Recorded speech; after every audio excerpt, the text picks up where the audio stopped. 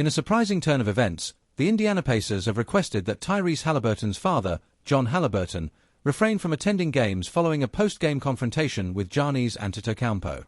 As the Pacers gear up to face the Cleveland Cavaliers in the Eastern Conference Semifinals, we delve into the details of the incident, reactions from the NBA community, and what this means for the Pacers moving forward.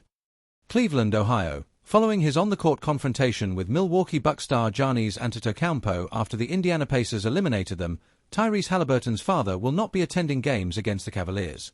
John Haliburton will not be joining them for the near future, a team spokesperson told ESPN on Thursday. The elder Haliburton apologized after Indiana's 119-118 overtime win on Tuesday. "I think he just got excited," he said, "saw his son make a game winner and came on the court. We had a conversation. He needs to just allow me to play basketball and stay over there. I'll come to him to celebrate." Tip-off for Game 1 of the NBA Eastern Conference Semifinals between the Cavaliers and Pacers is 6 p.m. Sunday.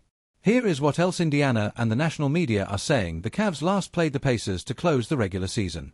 In fact, they matched up twice in that final week, but those games came with Cleveland having already clinched the top seed in the Eastern Conference.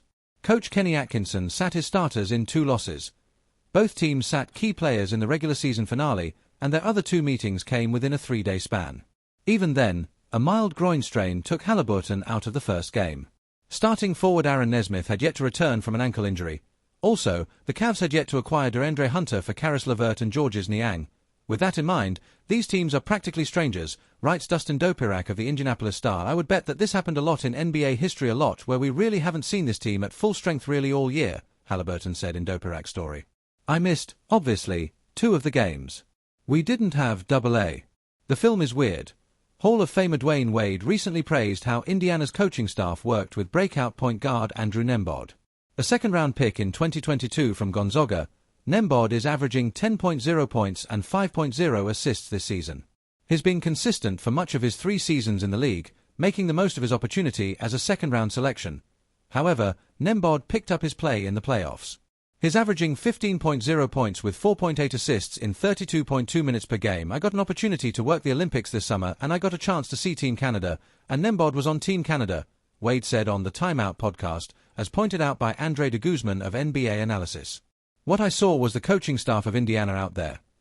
You could tell that the push for him to take the next step was something that was important for them as they watched him compete at that level at the Olympics, to be on that stage next to Shai Gilgeous-Alexander," Wade added. "To watch them there watching him, you could tell they want this kid to have a really big year for us, because if he goes to another level, now it opens up everything they are trying to do." Nembhard's backup, 33-year-old veteran TJ McConnell, called himself a prototypical Indiana basketball player on a recent edition of the Young Man and the 3 podcast. McConnell is in his 6th season with the Pacers, and he understands how he doesn't necessarily fit in the NBA, writes Scott Horner of the Indianapolis Star. "I genuinely believe that playing hard is a skill," McConnell said, noting he created his identity as a constant full-court defender. "If you make live hell for the other team, it gives you a chance to make a roster."